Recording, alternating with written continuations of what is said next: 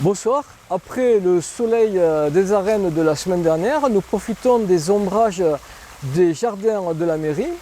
Nous vous proposons au sommaire un retour vers le passé, une rencontre avec des responsables de commission du comité des fêtes, un petit peu d'athlétisme. Mais pour commencer, nous recevons Jean-Louis Castera. Bonsoir Jean-Louis. Bonsoir Pascal. Qui est le président des aînés Orsarois, qui vient nous parler d'une rencontre gourmande. C'est ça Jean-Louis? Effectivement, comme chaque année, nous allons faire une soirée repas des producteurs où chacun pourra venir composer son assiette à son goût, mais qui sera uniquement préparée par des producteurs éleveurs. Alors, tu le fais toujours dans le cadre des aînés Orsarois. C'est une nouvelle expérience ou tu l'as déjà fait?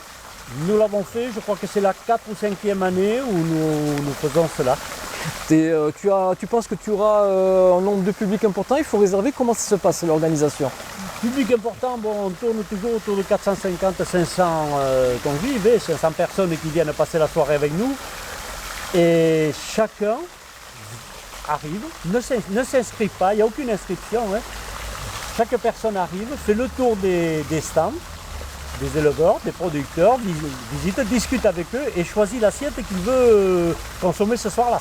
Alors, est-ce que tu peux nous parler des producteurs locaux? Tu en as que tu peux mettre en avant un petit peu?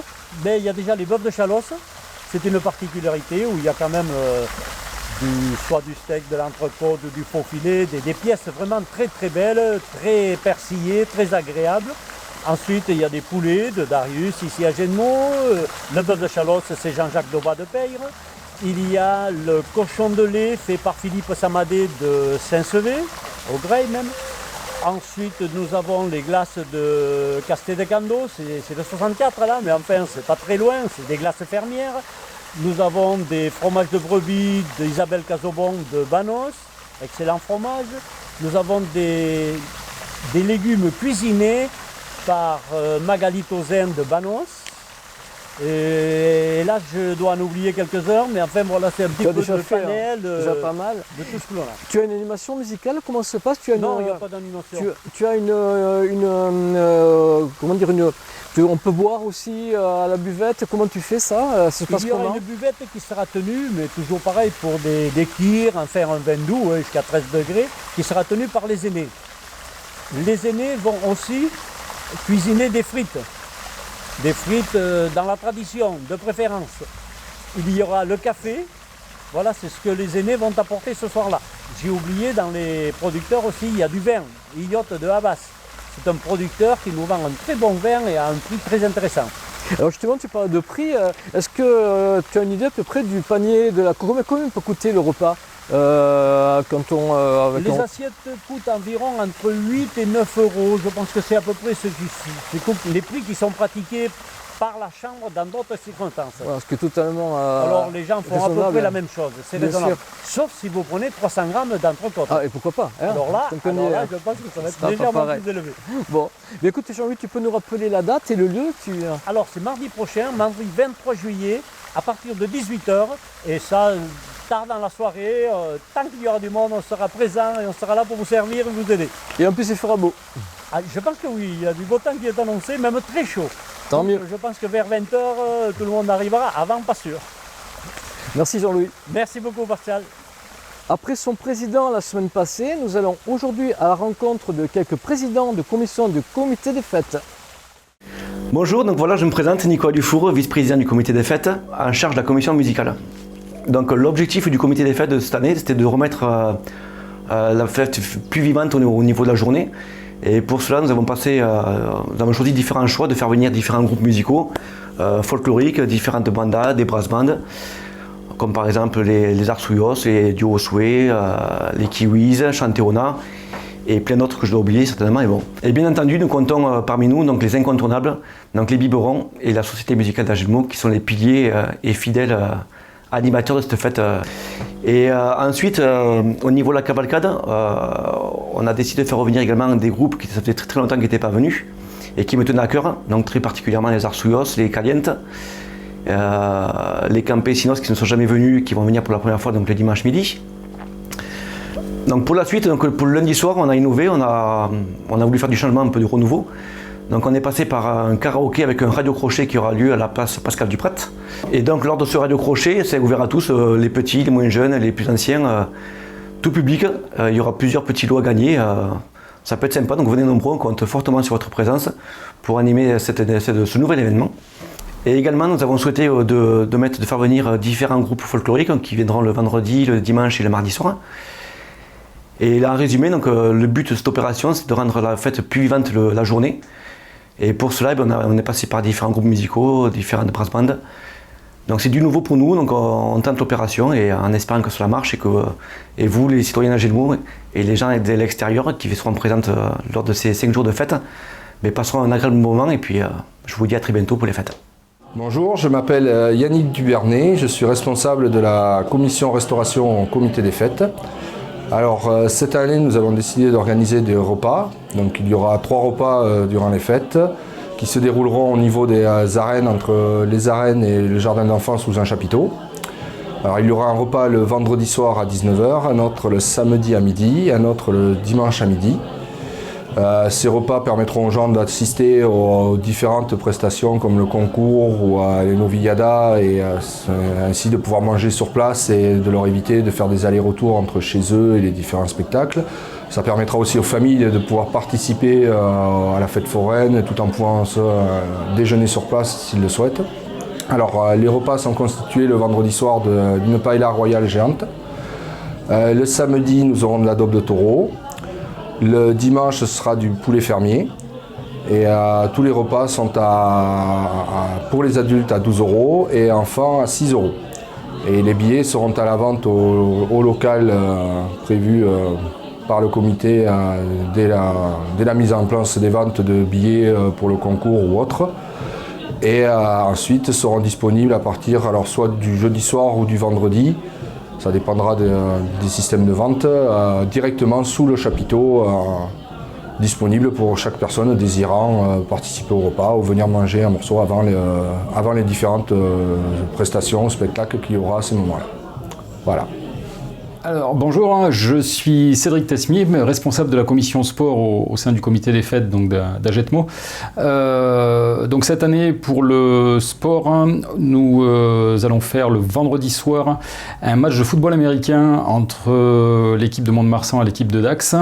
L'idée c'est de faire un show à l'américaine, voilà, quelque chose de sympa entre 2 bonnes équipes avec un petit peu d'animation autour. Voilà pour le vendredi. Pour le samedi matin, nous remettons en place donc les foulées de la perte de la Chalosse, voilà, course qui avait été arrêtée depuis quelques années. Il y aura un 10 km pour les adultes et un 2 km 500 pour les enfants. Voilà, donc au niveau des inscriptions, vous pourrez vous inscrire donc sur le site de PB Organisation ou au magasin Sport 2000 d'Agetmo. Voilà, si vous avez besoin de plus de renseignements, vous pouvez me contacter au 07 70 00 13 48. Au niveau des autres manifestations sportives, donc il y aura comme chaque année le concours de pétanque, le concours de pêche et le concours de golf. Voilà. Lalotte Denis. J'ai 28 ans, je suis originaire d'Agetmo et je représente le comité des fêtes à travers la commission voiture des fêtes avec Gaëtan Loubert qui n'est pas présent aujourd'hui, qui n'a pas pu être là. Et donc à tous les deux, on a pour but d'encadrer tous les jeunes des voitures des fêtes pour un bon déroulement des fêtes, pour les accompagner dans leur démarche et aussi pour améliorer la communication avec le comité. Donc pour le bon déroulement de ces fêtes, en matière de sécurité, pour encadrer les jeunes, on a mis en place un plan de la ville avec des zones délimitées à respecter, là où ils n'auront pas le droit de sortir. Donc on a mis ça en place pour leur sécurité à eux et aussi celle du public, pour éviter qu'il y ait des débordements. Donc ils ont une zone à respecter et ils ont interdiction d'en sortir. Donc aussi cette année, on s'est engagé à organiser la course des cuisinières. Voilà, on voulait changer un peu le concept et donc on a eu l'idée de mettre en place un challenge entre les voitures des fêtes et les peñas agenmosiennes, ce qui permettrait de faire participer les associations agenmosiennes et aussi à des anciens qui font partie des Pégnats de revenir faire les jeux dans les arènes. Donc il y aura à peu près un représentant de chaque Pégnat minimum dans l'équipe des Pégnats qui viendront s'affronter contre les jeunes des voitures. Et pour récompenser le vainqueur, on a eu l'idée aussi de faire fabriquer un bouclier sur mesure par l'entreprise de Metal Façonnage Japon, qui nous a fabriqué donc ce bouclier qui sera remis en jeu tous les ans. Et tous les ans, on gravera au dos du bouclier l'équipe vainqueur avec la date.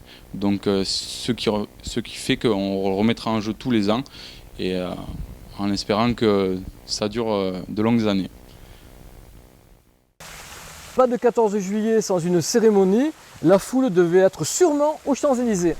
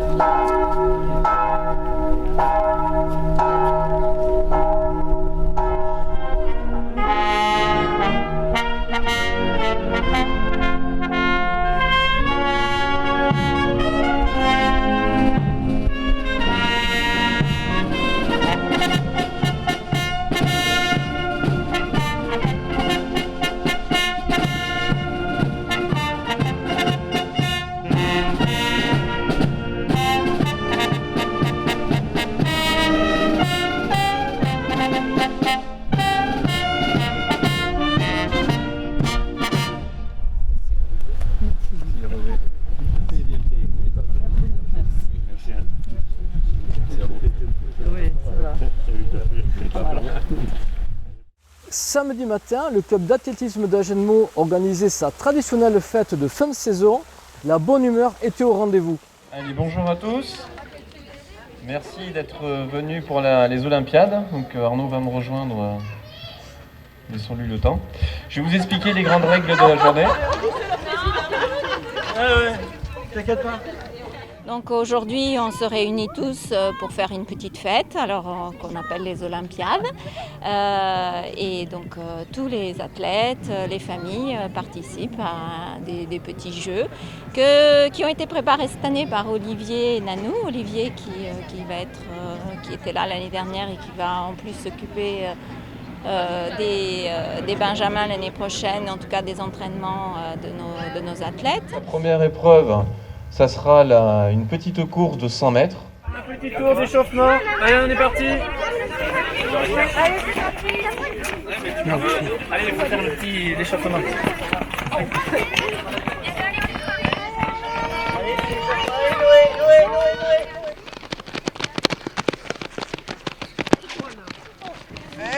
Allez, Raphaël.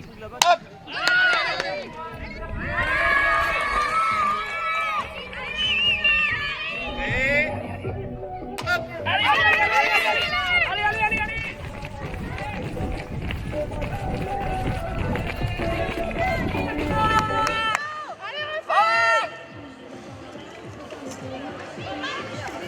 C'est bon, vas-y!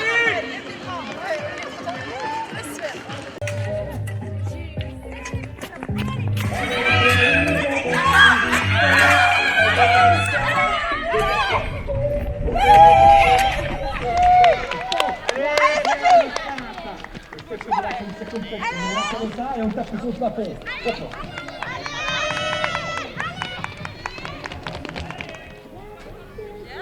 Il y a 20 points, il y est presque. 20 points. C'est bien. Allez Louis, allez. Allez encore. Allez Louis.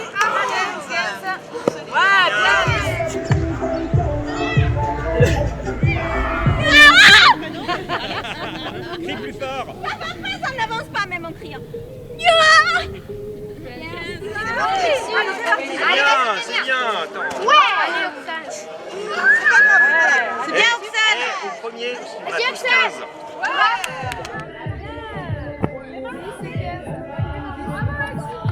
Alors, je suis arrivé il y a 1 an, avec spécialité plutôt sprint.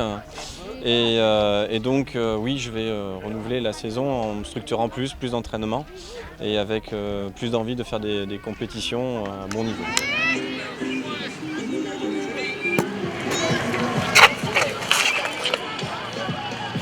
Ça c'est bien. C'est bien. Sous l'œil de la caméra. Ouais, 30 points. Oh la vache. Oh non. Bien. Ouais, bravo.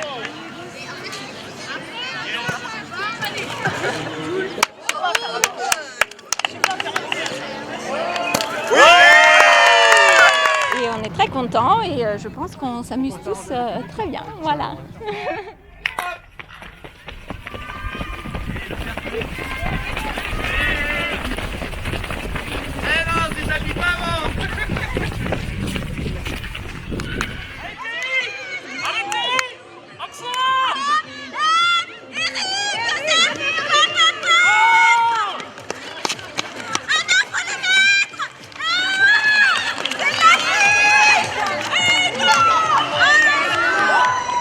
Très content, les parents aussi. Ce qui est bien, c'est qu'il y a le mélange entre les générations. Et ça qui est agréable, l'athlétisme c'est basique, c'est des bons éléments de la vie. Et on les a retrouvés ce matin, hein, le fair play, la bonne entente. Et voilà, très content d'avoir fait cette matinée avec toute l'organisation, tout l'encadrement. En 1970, lors de l'étape du Tour de France Mourenx-Bordeaux, quelques membres de la caravane se sont arrêtés à Agenmot pour faire une étape gourmande.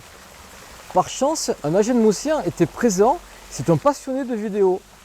Sa fille nous a confié ces images, nous la remercions infiniment et nous les partageons avec vous avec le plus grand plaisir.